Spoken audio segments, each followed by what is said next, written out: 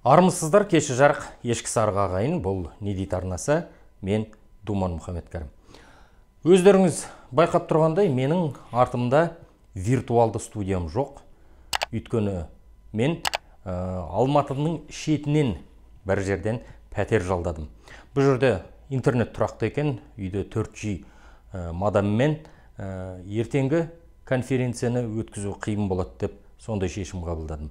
Ал ертең, яғни наурыздың 3 күні, Алла қаласа кешке таяу, қазақ оппозициясының серкелері, мен оппозиционермін, мен мынау нұр жүйеге, қас жүйеге қарсымын деген азаматтар осы не дейді арнасында бас қосып, келелі бір онлайн отырыс өткіземіз. Көптеген мәселелер талқыланады. Ол отырыста артынан монтаждап осы не дейді арнасына жүктейтін боламын. Ал осы жаңа ғана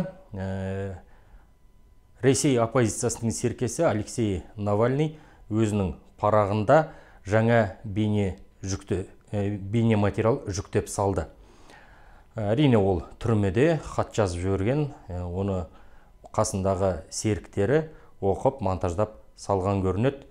Негізі бұл Навальныйдың айтқаны адамды ойландырады. Көп адам айтады, Ресей мен Украин соғыс туралы мен бірнеше материал жүктеген кезде сен орыстарға қарсысың, русофобсың, украиндерді жақтадың деп. Иә, мен украиндерді жақтаймын, өйткені ол ел өзінің тәуелсіздік үшін күресіп жатыр. Мен орысқа жек көрінішпен қарамаймын, мен кремлефобпын, Кремльге жек көрінішпен қараймын. Ал Навальныйдың айтқанын қазақшаға аударып сіздерге жүктегім келді. Бұл біздің қазақ оппозициясына ой салса екен, түрмеде отырған Навальный қорықпай мынандай батыл үндеу жасады. Тыңдап көріңіздер. Я не буду это терпеть. Вы будете это терпеть. Мы, Россия, хотим быть нацией мира. Біз, Ресей, бейбіт халық болғымыз келеді. Бірақ өкінішке орай бізді бейбіт сүйгіш ұлт деп ешкім айта алмайды. Тым құрғанда үнсіз қалған қорқақ ұлт болмайықшы. Ресейдің есі дұрыс емес патшасымағы Украинаға ашқан зұлым соғысын байқамаған қорқақ болып отыра бермейік. Орыс Украинды өлтіруіне, ал олар Украиндер өзін қорғау үшін орысты өлтіруіне қайдағы бір өтірік 100 жыл бұрынғы оқиғаның себеп болғанын қаламаймын және үнсіз отыра алмаймын. 21 ғасырдың 20 жылдары, ал біз жаңалықтардан танк ішінде тірідей жанып жатқан адамдар мен бомбаланған үйлерді көріп отырмыз. Ядролық соғыс бастаймын деген қоқан-лоқ әрекетті теледидардан көріп жүрміз. Мен КСРО-дамын. Мен сол кезде тудым. Менің балалық шағымдағы басты ұран бейбіт үшін күрес еді. Мен барлығыңызды бейбітшілік күресіне көшеге шығуға шақырамын. Путин Ресей емес. Осы уақытта ресейліктер мақтан тұтатын бір әрекет бар болса, онда ол көшеден ұсталған 7000 адам. Өйткені олар ешқандай үгітсіз-ақ соғысқа жол жоқ плакатымен алаңға шықты. Көшеге шықпаған немесе ұсталып қаламын деп қорыққан адам митингіге шақыра алмайды деген түсінік бар.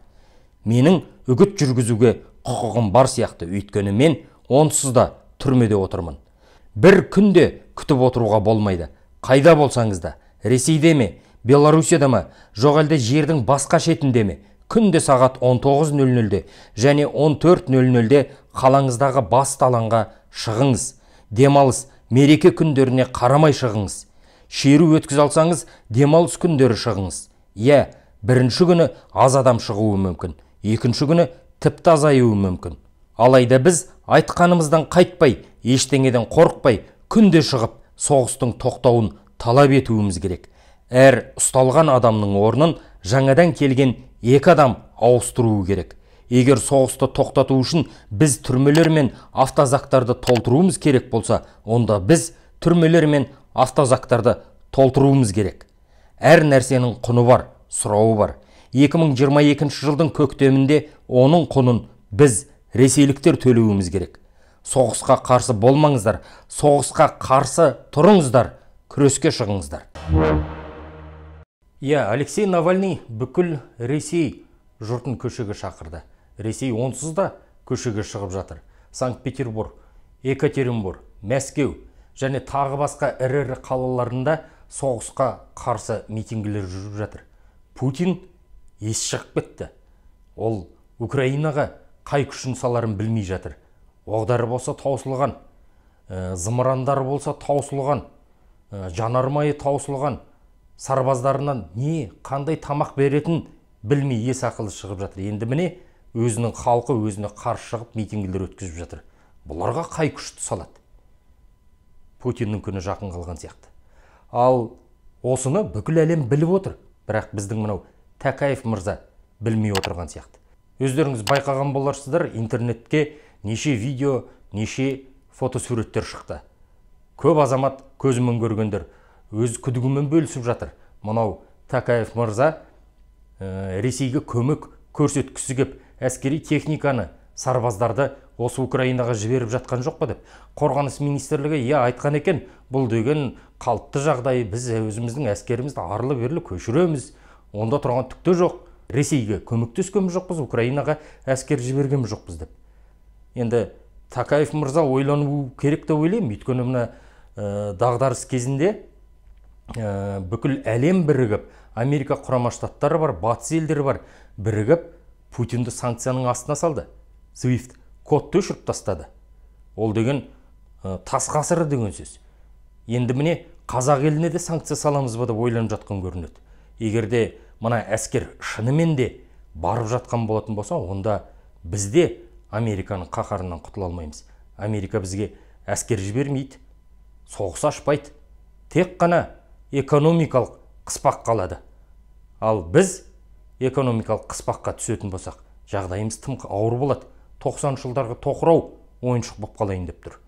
Тәкаев мырза мұны біліп отыр, сезіп отыр және ондай қадамға бармайды деп ойлаймын. Ресейден бүкіл әлем кері бұрылды. Енді бұл кісі барып, қол ұшын беріп, көмектесіп, әскер қосып, әлемге қарсы тұрмас. Сіз не ойлайсыз? Осы видеоның астына пікір қалдырыңыз, арнаға жазылып, сілтемесін тарата жүріңіз. Кеші жарық, ешкісі арық, ағайын.